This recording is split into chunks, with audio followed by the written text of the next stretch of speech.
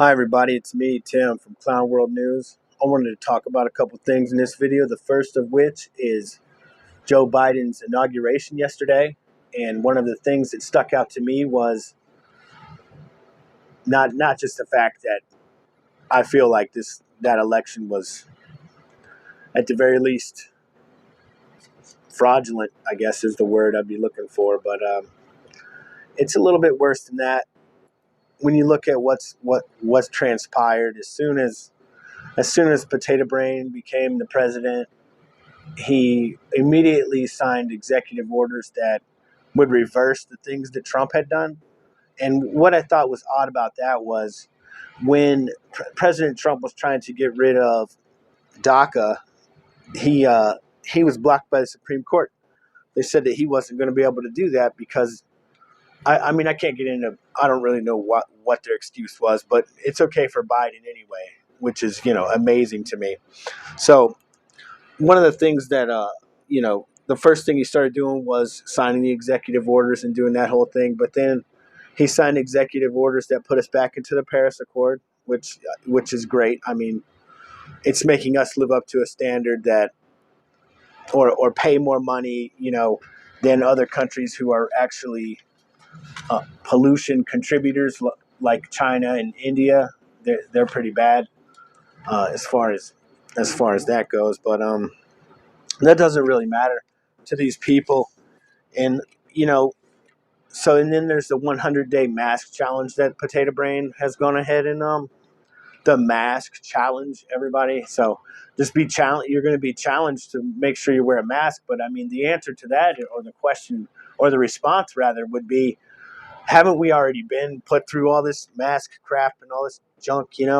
I mean, what else?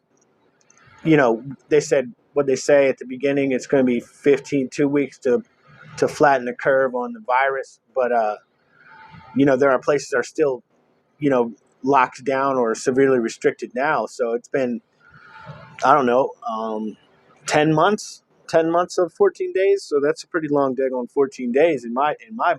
I mean, I'm just like some idiot. I don't really, I'm not like a super smart guy or anything, but what I don't understand is, how did 2 weeks turn into 10 months, and why are we okay with that? That doesn't even make sense to me.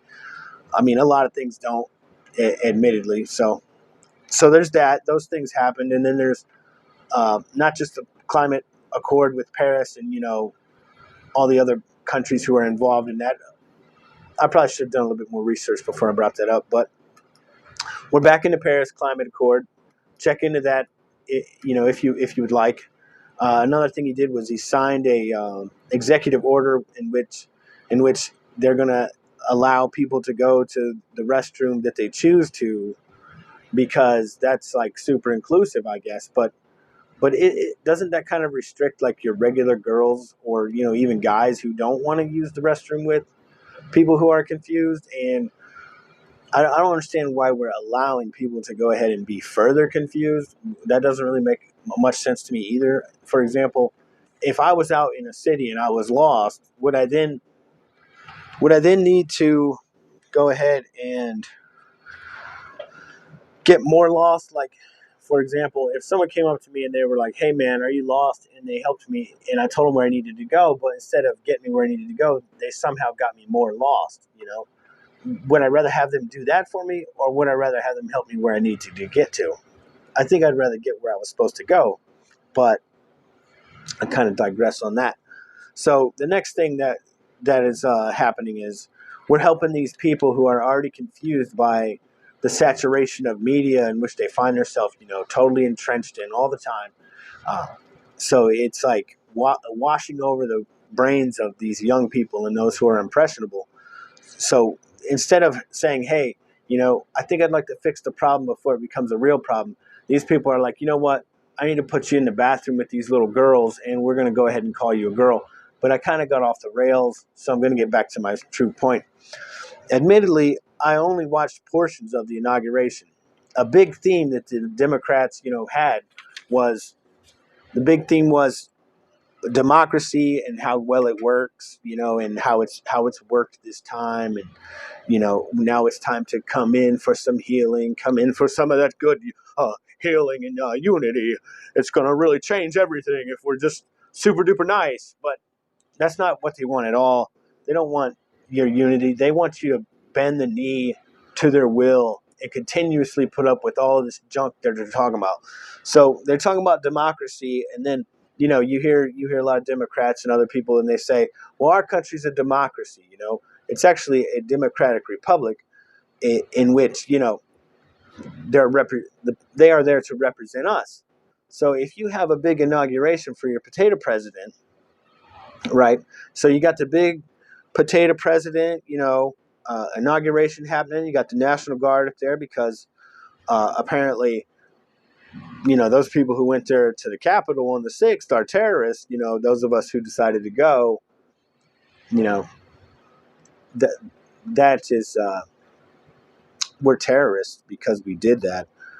But they burned, I think it's 7% of the country, 6% of the country all summer long, and nobody called those people terrorists one time. But what these people want is they want some of that unity and healing, which means they want you giving up and kneeling. They want you to come in and say, hey, yeah, you're right, man. All that crap you're talking about is right.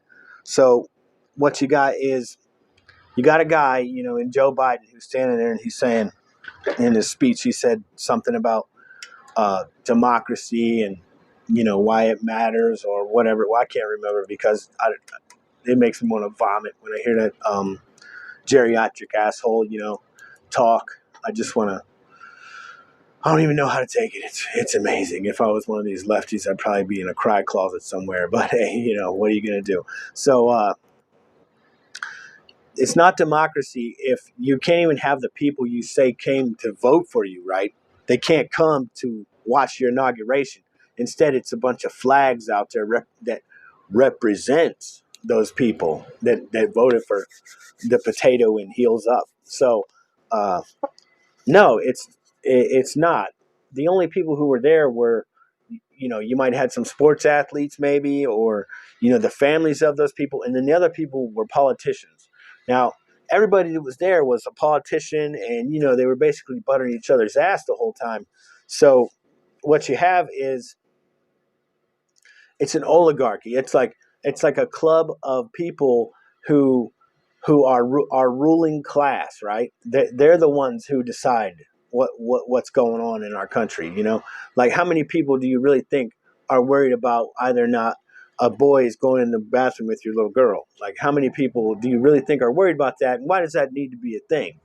So you continue to ask yourself these kind of questions, and it's ridiculous. There is no answer.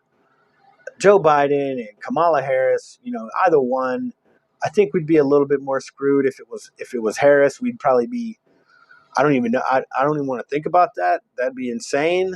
But I think that knowing that we have Joe Biden, who's a fucking potato head for a president, I think knowing that we have enough to worry about. So, I'm just keeping that in mind as I move forward. And another thing that they spoke about, or Joe Biden touched on, not just touched on, this was in a different interview. He gave an interview and he was talking about creating these like community jobs to go and stop COVID-19 and or what have you. It's some kind of thing to help with testing, or I'd have to get back to you on that. But anyway, it was totally ignorant what he was talking about. And he was like, well, we'll create these jobs where people are going to go, like we'll create a special office in each state where they can report the coronavirus numbers. Yeah, that was it. They're like, and then you see what the Democrats really want to do. They love big government. They want to create more bureaucracy so they can have more rules on those of us who they persecute, which basically I feel like we are. If you're on the right, it's like, hey, fuck you, you're a fucking racist, you're all this shit, you're all these fucking things. But when it comes to their side, they're none of that, but they are all of that. So it's kind of like one of those things where it's like they call us what they really are, because if they weren't racist, then they wouldn't have all this racism through low expectation.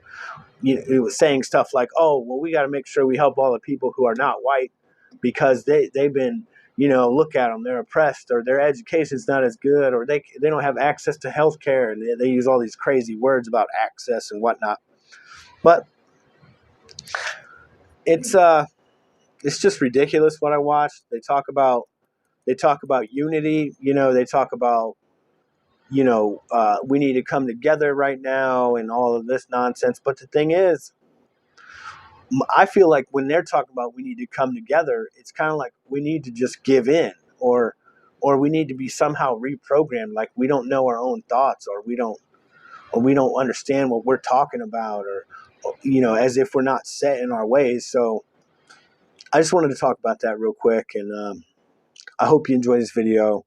I hope that you'll like and share the video, maybe subscribe, and thanks for looking at it.